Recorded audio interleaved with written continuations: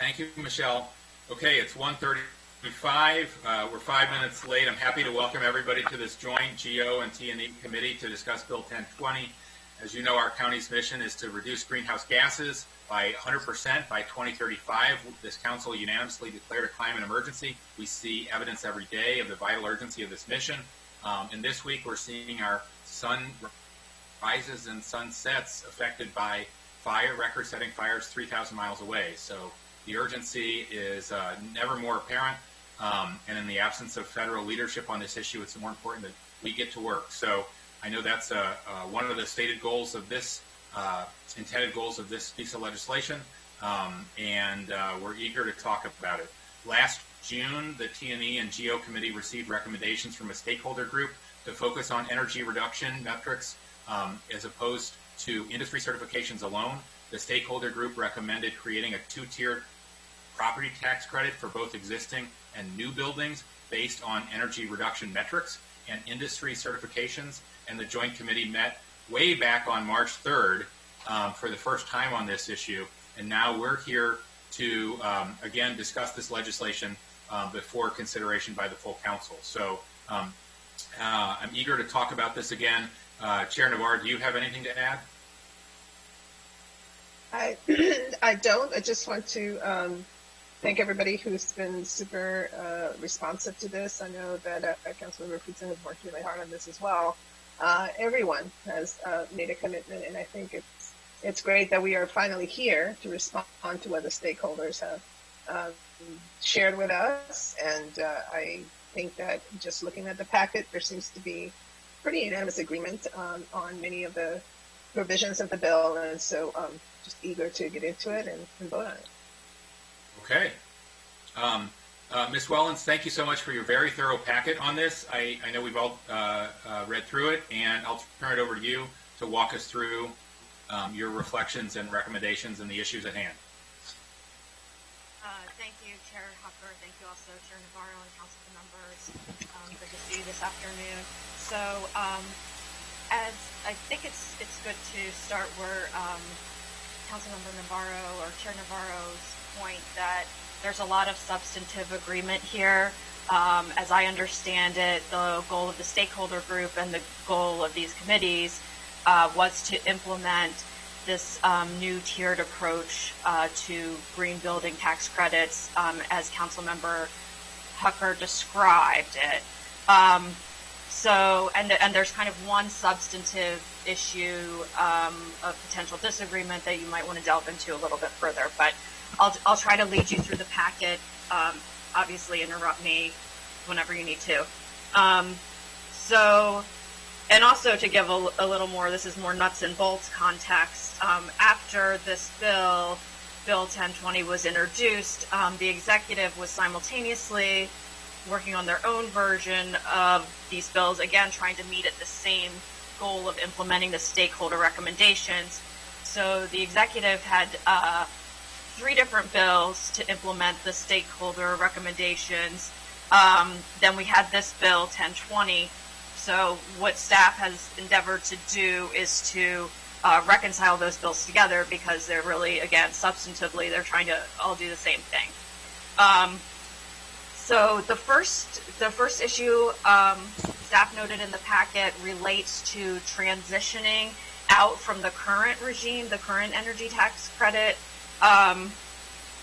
for green buildings, to kind of phase that out, acknowledging that there are going to be building owners who have already invested in certain technologies, invested in bringing their buildings into compliance with certain industry standards that are recognized under their current tax program, and that they should be able to benefit from those investments.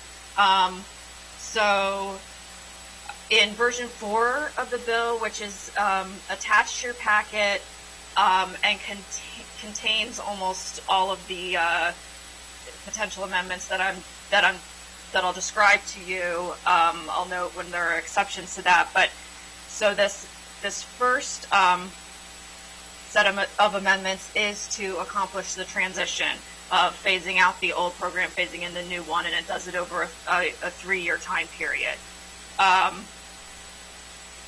And so I think, I mean, just speaking from the staff perspective, this certainly made sense to me in terms of, you know, acknowledging that folks should be able to benefit from their past investments, and that there should be, you know, a clear transition to the new tax regime. And I'll also mention that we have Mr. Parent, I believe we have Mr. Parent from Finance, and I'm not sure if they're still there. We had Mr. Edwards and Ms. Shaw from DEP to answer any questions. So the first issue, again, is whether to recommend the bill to provide for this transition clauses that were recommended by DEP. Those are described under item number one of the staff memorandum.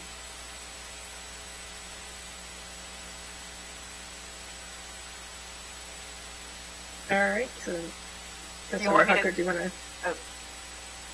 Councilmember Hucker, Chair Hucker, do you want to just go item by item and then open it up for discussion, or how would you like to? Sorry, the host muted me, and I'm distracted by a call here. I'd like to go item by item. Any discussion on the first one? I understand Christine's recommendation. Anybody want to jump in?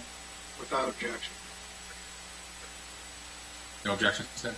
Councilmember Reamer? Oh, that's a thumbs up. Welcome, Councilmember Reamer and Councilmember Friedson. Okay. Andrew has to be here. Hans doesn't have to be here, so welcome, Hans. Okay. Okay, without objection, Christine, I think. Isn't this a joint committee? Yeah. It's joint. It is. Are you on GO? I forget. I'm on T&E. You do have to be here. Okay. Committee you Don't chair, confuse sir. me now. Yeah, just Mr. Chair, I think all of these items are important to go through, but until we get to the end, I think there will be no objection on any of these. I think we can go through them rather quickly, if it would please. Right. I predict Andrew Friedson is right. I think you're right. It's been a long time since March. Thank you. Okay, yes. Hans, I feel like I just saw you last night. Okay. Yes. So, Ms. Wellens, I think without objection on this one. Great. So then moving on to the issue number 2 identified in the staff packet. This issue is somewhat more form over substance. Again, we were trying to reconcile the executive's version of the bills with Bill 1020 as it was introduced. And the amendments described here would essentially split up the tax credit, split up the sections, or add new sections of the code, to address different types of buildings. So there would be one section related to the tax credit for newly constructed buildings, another section related to the tax credit as applied to existing buildings.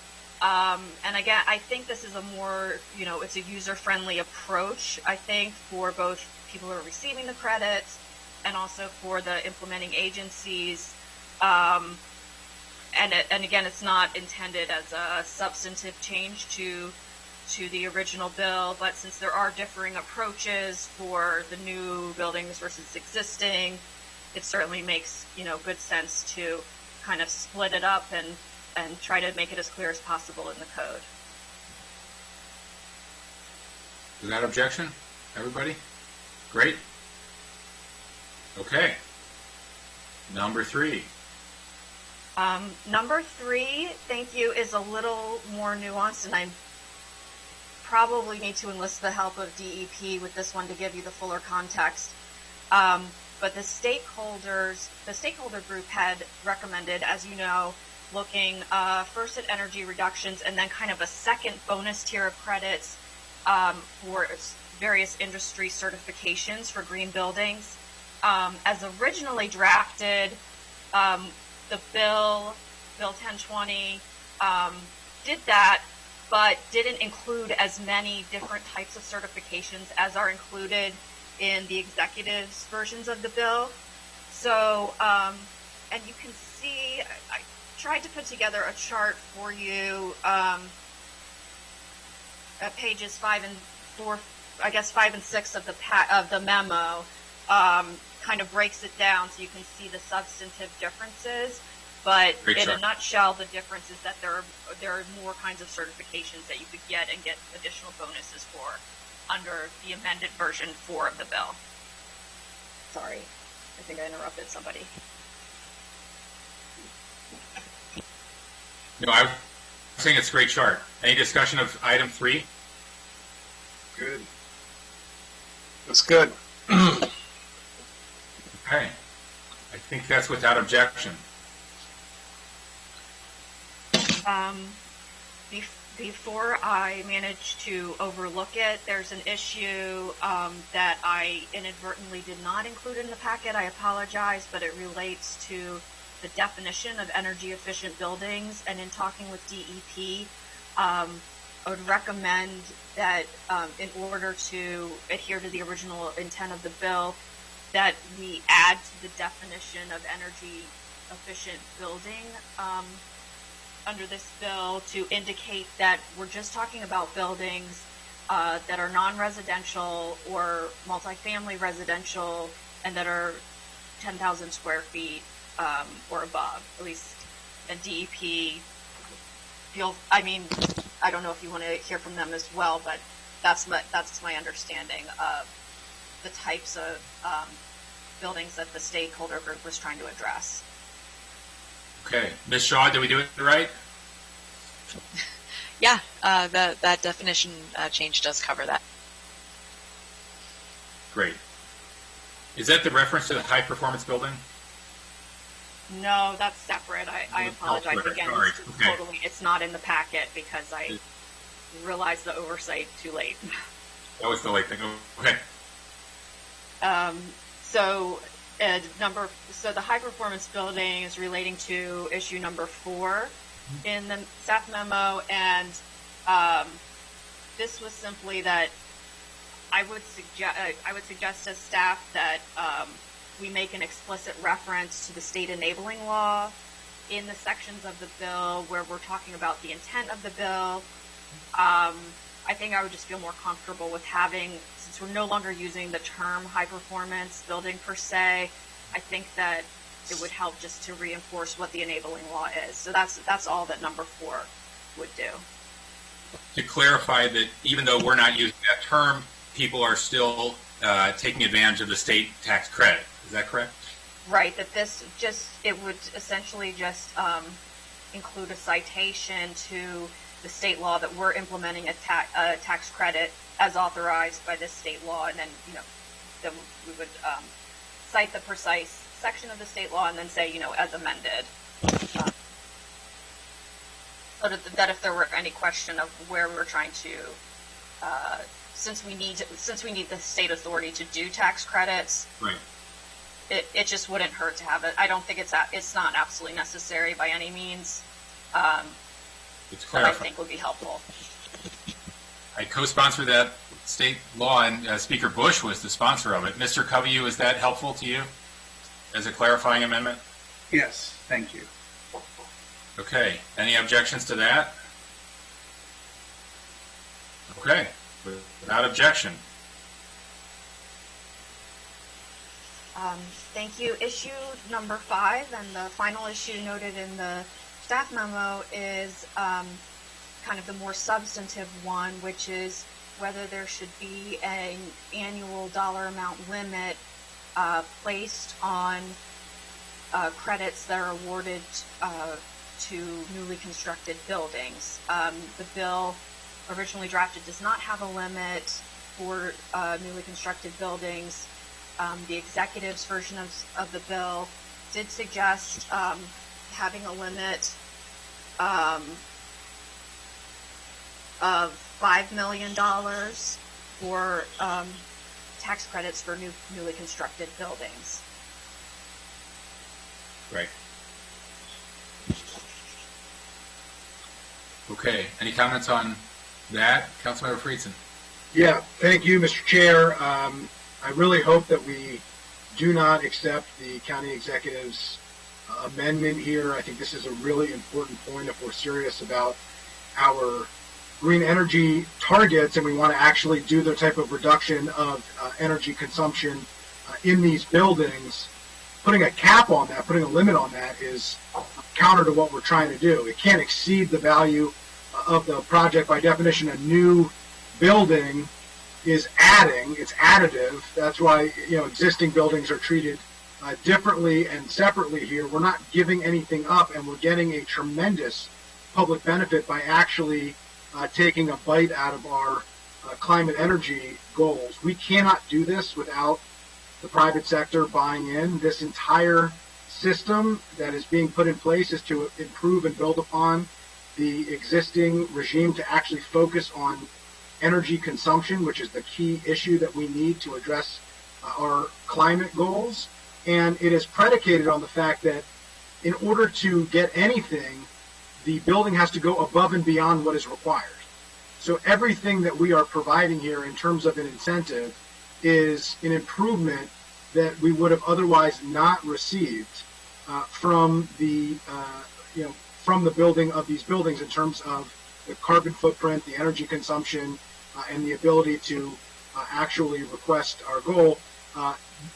The county executive is saying he's putting forward the stakeholder recommendations, but on this one he is not. And we've reconciled in every other aspect some technical changes to make sure we were implementing this in the best possible way. We've worked really closely and really well with the executive branch.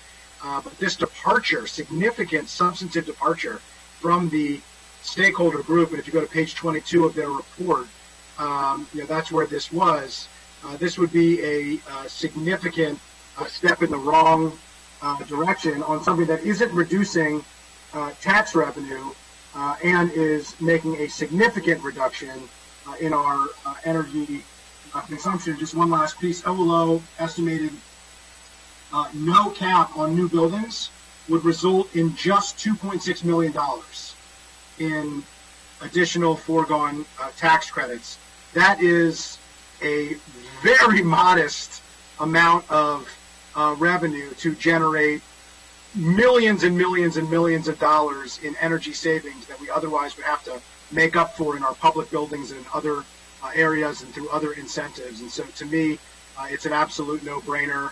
I hope that we keep the bill as introduced and we are serious about our climate targets and are serious about this being a significant way to address it. Okay. Mr. Reamer. Thank you. I'm not sure if it's been noted, but Councilmember Friedson and I are the co-lead sponsors of this legislation. Your leadership. Yes, thank you. I thank me for my leadership. Sorry. Thank you for your leadership. I thank you too. Thank me And me too. The chorus is here. The chorus is here. I guess I want to say that I definitely think we should not have the cap, and I think this is funding that's well spent. The chair really noted our commitment to zero emissions by 2035. Part of that has got to be driving down the consumption of our building sector. Of course, that doesn't do nearly enough. You have to clean up the grid and clean up all the sources of energy that we are drawing from whenever we flip on the power switch. But driving down the consumption of the buildings is a critical other part of how we get to a completely clean, renewable, emission-free energy sector. So there's no way to do that, on the cheap, really. But I think this is money well spent. I will say that my hope in approving the funding for the climate task force, was to kind of develop a scoring system that would help us to make decisions about how we allocate public funding and how to compare, $1 million more in buildings versus solar versus, electric buses and all of these trade-offs that we have to make. So I'm sorry we don't have any kind of scoring system yet. I hope that we will get one before we are required to be at zero emissions. I concur with the recommendation from my colleague that we not have a cap. And, I think the industry has outlined a pretty bold idea here that, is absolutely a reach goal. Like anyone who can get this credit it's a real stretch. They're making a significant investment. And, 20 years from now, we will look at this and we will say, not only did we need to do this, but there was another, there was layer upon layer upon layer of other things that we needed to do. So let's at least do this one here. Thank you.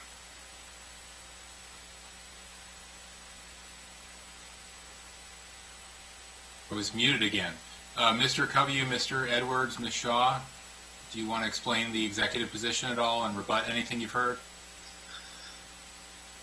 Well, on the caps, I think we were just, it was just more about making it so that you would be able to predict the amount of credits every year and also keep them manageable, especially now that we're having issues with coronavirus and funding everything, actually. So.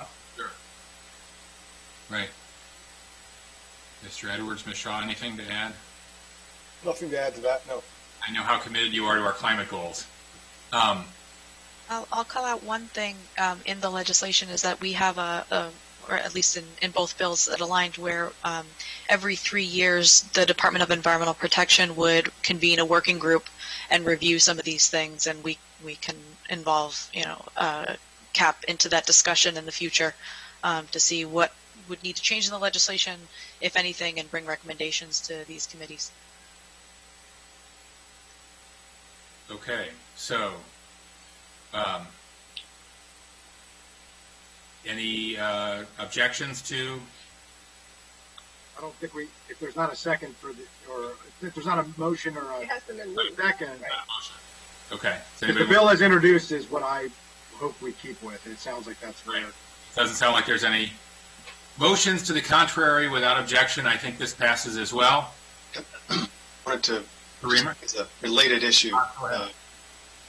If we're done with the substance of this one, just to make an academic point, I suppose, we just spent a couple hours discussing whether it would be wise to add a prevailing wage requirement when a new building would go up claiming a tax credit. Mr. Chairman, I know you proposed that with Councilmember Juando.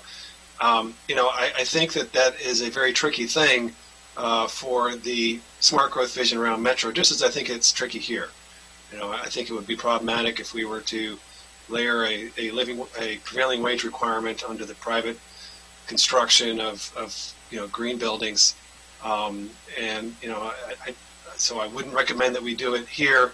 I also wouldn't recommend that we do it around developments we're trying to spur at Metro. We have a similar problem where we need the private sector to make massive investments to achieve a public good, and we're just trying to grease the wheel or accelerate it a little bit. So I just wanted to observe that. I think it is relevant that we're acting on two tax incentives that are related to building construction at the same time. So I can't help but draw the corollary there. Mr. Katz probably doesn't appreciate me doing that.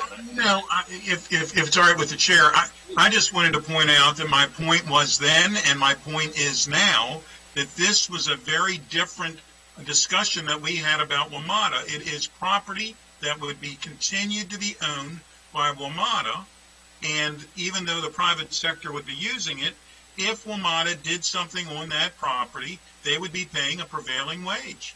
In these cases, there's not WMATA being involved in any of it, so it is a very different conversation, in my opinion.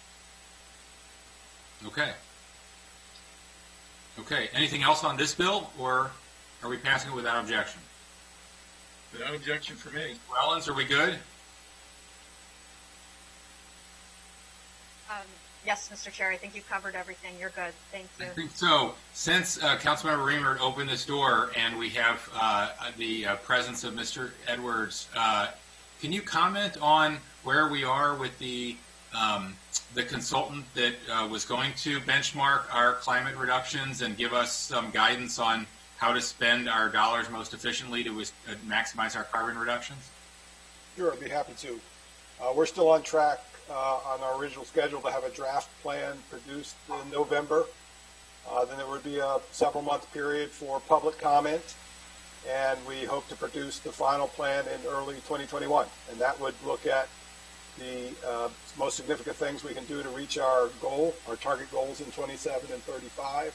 And it would include analysis of costs and ancillary benefits and the ability to consider some of those factors and weigh.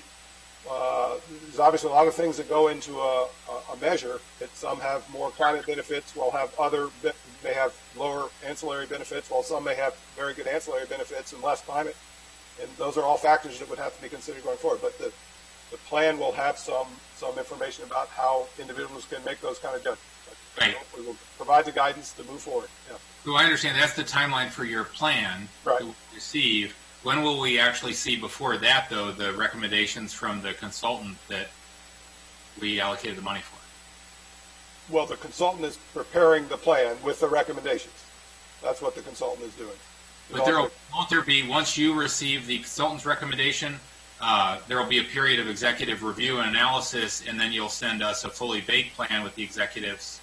So the full plan will be available for public comment, including by the council, and then we will finalize that plan, and that will be the plan that will be presented to the council. You're saying there's just one step. I understood there to be two steps. You'd get recommendations and review them and then bring them to us, but that's not the case? Well, we got recommendations from the work groups, so they laid the foundation, 890 plus recommendations. I mean the folks we're paying for.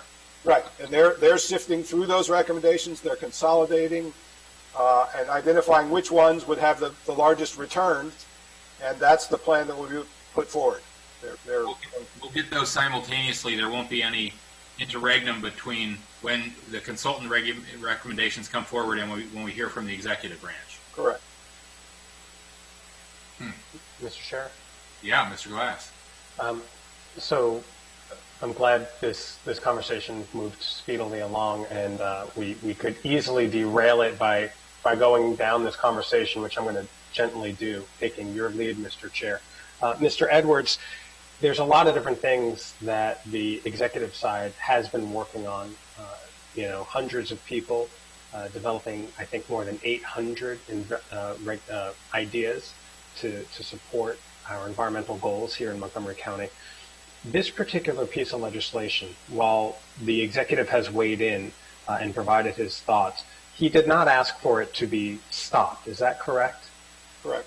Okay, because I'm just getting a little confused by some of the communication regarding policies or legislation that my colleagues and I are putting forward, and sometimes we're being asked to stop because the work groups haven't put forward their recommendations, or the administration hasn't fully vetted them, and then other times we get the green light. So I just want to state that for the record, that there's a disjointed nature as to how we're trying to move forward and protect our environment and move forward with the policies that we need to.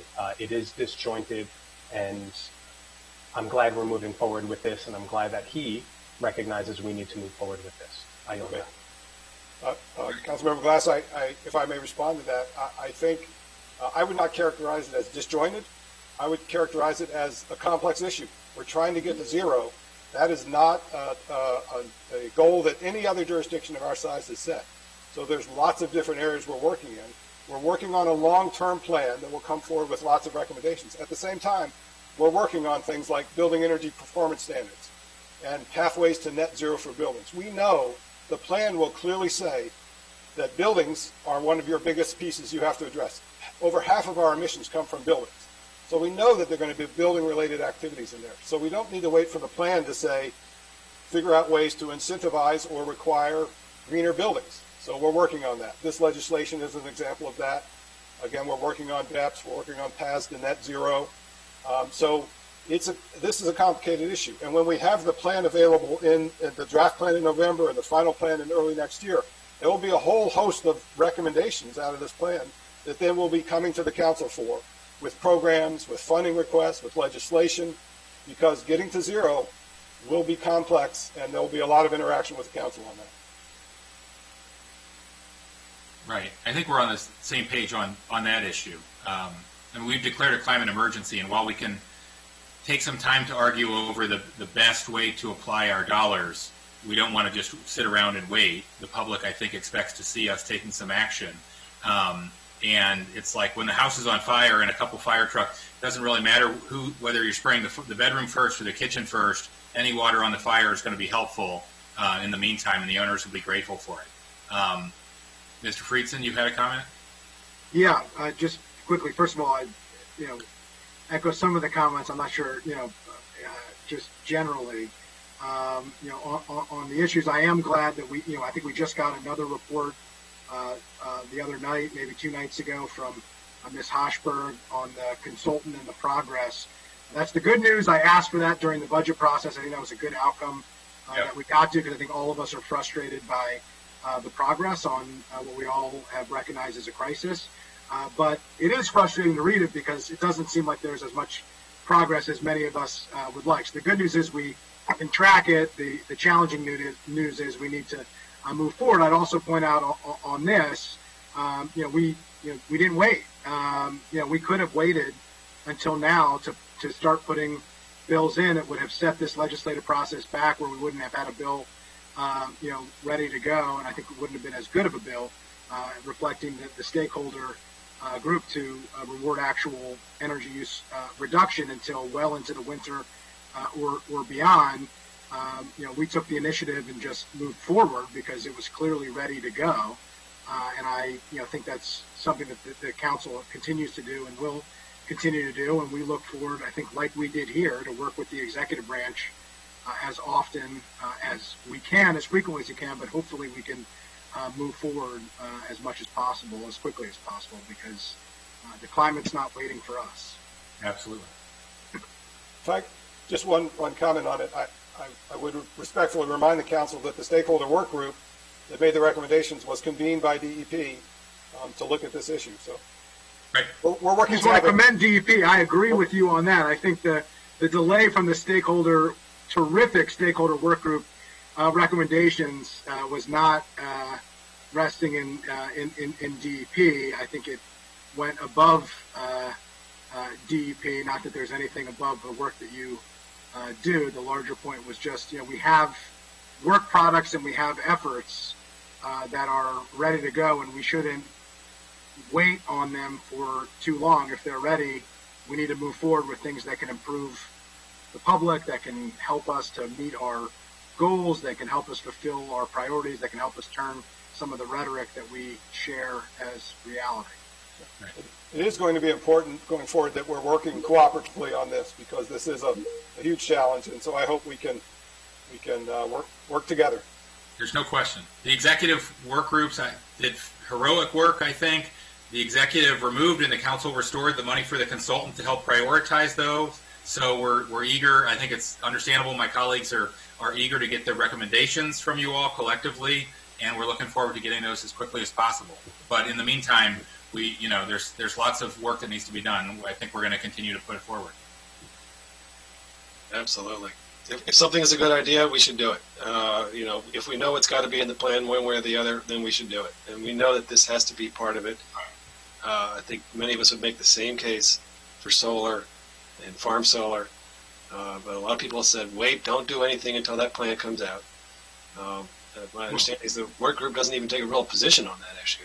The executive took a position on the issue. Our grandkids won't care whether something is recommendation number 5 or recommendation number 7. They'll be glad we took some action. And I'm, just to be clear, like Stan, I think you do a terrific job, and I know everyone at the council will receive with great respect everything that DP sends to us on this. So I don't think there's any question about our ability to work closely with DP and move forward. I think it's when all the other politics start to intrude that we have some issues. Right. Okay. I think we're good here. Ms. Wellens, anything else for us? Anything else for the good of the order? Okay. It's 2:10. All right. Thank you all so much. Have a great afternoon. Do the same. Thank you.